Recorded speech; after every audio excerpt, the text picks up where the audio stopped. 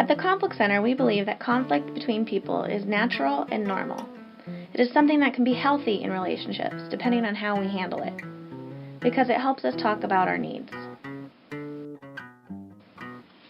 Conflict is inevitable, but violence is not. What is violence? We talk about preventing 3 types of violence. Most people think of physical violence when they hear the word violence.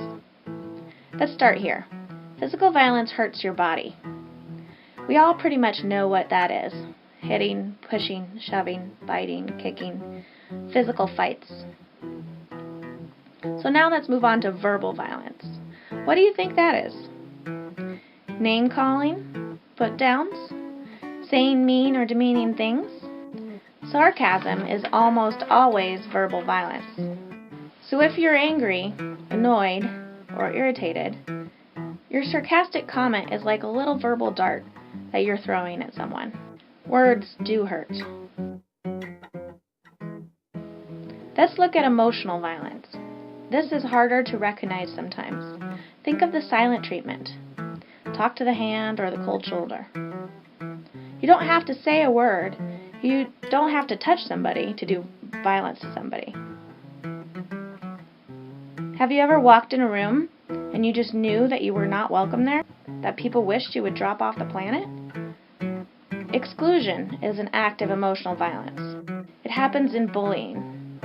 You can't sit at our lunch table. That is a very painful experience for me. That look, that gesture of turning my back on you is huge for people. That starts fights. Just a look. I don't have to say anything. Those are the things that hurt for years. Violence is an attack on someone's safety, respect, and dignity. In this program, you will learn a lot of hands-on tools to choose another path, or not get involved.